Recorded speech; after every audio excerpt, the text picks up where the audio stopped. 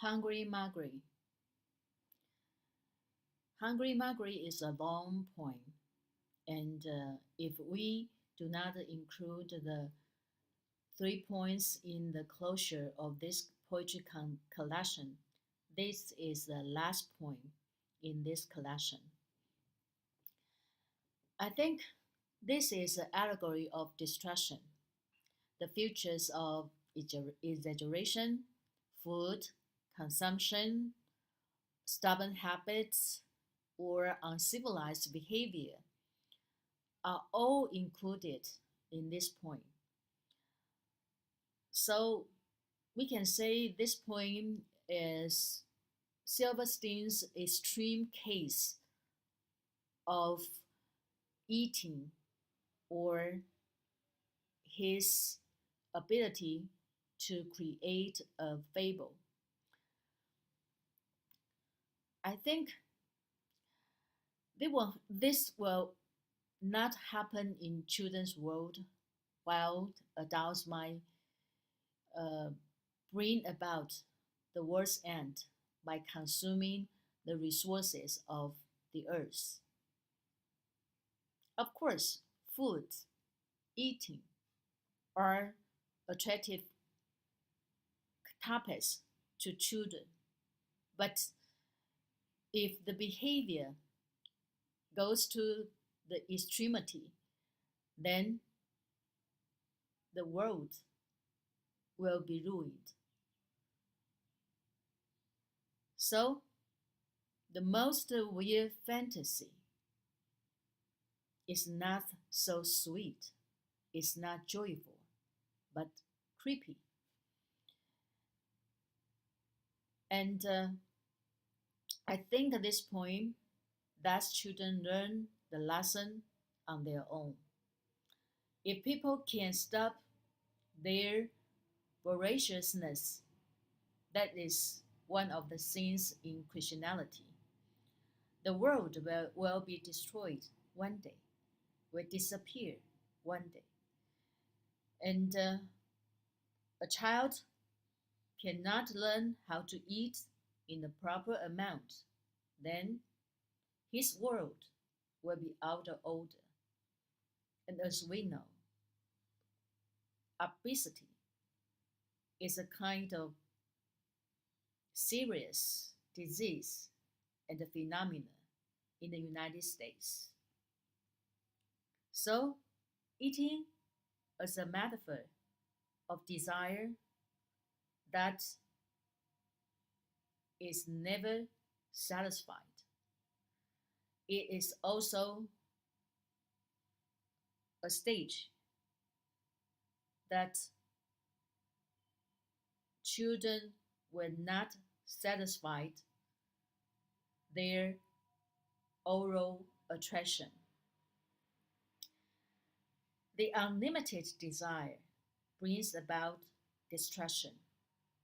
That is what we should learn in this point. This is a fable, futuristic, but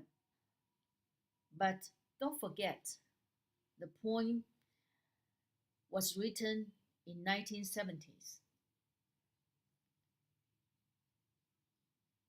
Maybe at that time it was futuristic. It was considered a joke, an exaggeration example. But nowadays, it will soon become a kind of reality. As we can see in the illustration, Hungry Muggery is the world, and only his teeth are left.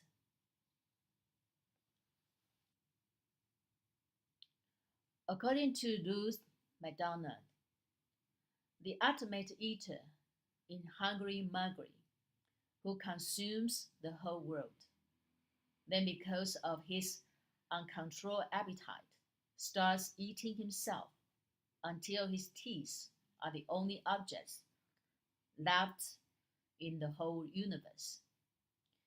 Eating usually signifies aggression in this book. I agree with this, but it can also be a source of great pleasure. I agree with this too, but in this point is different from mine. And then Madonna continues. This is not to say that eating for children is like sex for adults in literature, as some psychological critics might assert. Certainly, adults are as interested in food as children are, and most writers know that sex in a children's book will either get it banned or keep it from being published at all. But eating is a central part of children's lives, and the teeth can be a useful weapon for someone without a large repertoire of behaviors or tools to deal with feelings of aggression and powerlessness. I agree with Madonna's points here. Eating is associated with sex, but that's the point at that time. But today, people living in the 21st century, eating, consumption, or great desire have become reality. And when children nowadays read this kind of poem, maybe they can find the sense of humor, uh, they can find the enjoyment of reading the extreme case of eating. They enjoy themselves, especially when the topic is about food, about eating. But for adults, this is not the case. We know this world is going toward the direction of destruction. So adults might have different feelings towards eating, might have different feelings towards this point.